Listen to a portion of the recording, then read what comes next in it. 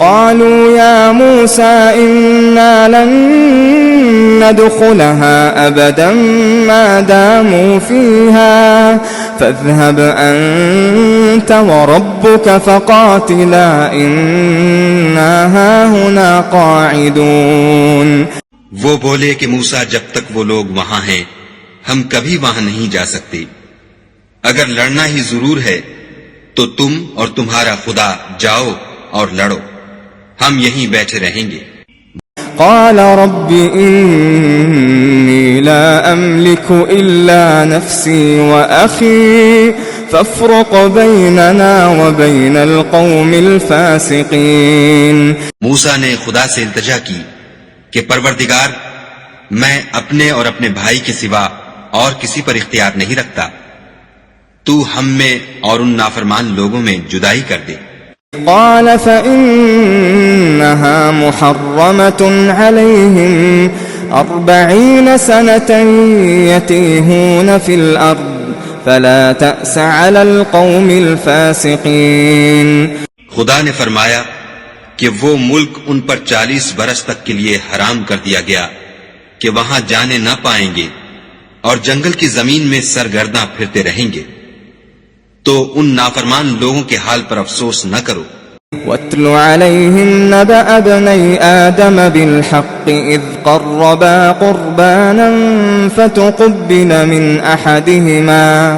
فتقبل من أحدهما ولم يتقبل من الآخر قال لأقتلنك قال إنما يتقبل الله من المتقين.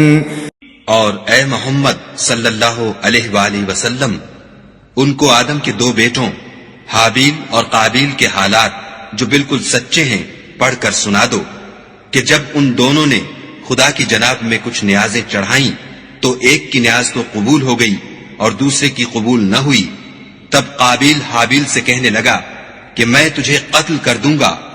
اس نے کہا کہ خدا پرہیزگاروں ہی کی نیاز قبول فرمایا کرتا ہے. لئن بسطت إلي يدك لتقتلني ما أنا بباسط يدي إليك لأقتلك إني أخاف الله رب العالمين. اور اگر تو مجھے قتل کرنے کے لیے مجھ پر ہاتھ چلائے گا تو میں تجھ کو قتل کرنے کے لیے تجھ پر ہاتھ نہیں چلاؤں گا، مجھے تو خدا رب العالمین سے ڈر لگتا ہے. إني أريد أن تبوء بإثمي وإثمك فتكون من أصحاب النار وذلك جزاء الظالمين. میں چاہتا ہوں کہ تو میرے گناہ میں بھی ماخوذ ہو اور اپنے گناہ میں بھی، پھر زمرہ اہل دوزخ میں ہو، اور ظالموں کی یہی سزا ہے. فطوعت له نفسه قتل أخيه فقتله فأصبح من الخاسرين. مگر اس کے نفس نے اس کو بھائی کے قتل ہی کی ترغیب دی تو اس نے اسے قتل کر دیا اور خسارہ اٹھانے والوں میں ہو گیا. فبعث الله غرابا يبحث في الأرض ليريه كيف يواري سوءة أخيه قال يا ويلتى أعجزت أن أكون مثل هذا الغراب فأواري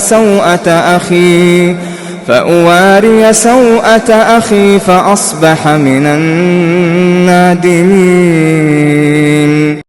اب خدا نے ایک کوا بھیجا جو زمین کو ریدنے لگا تاکہ اسے دکھائے کہ اپنے بھائی کی لاش کو کیوں کر چھپائے.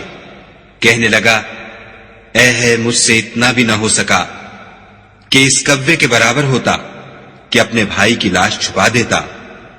پھر وہ پشیمان ہوا.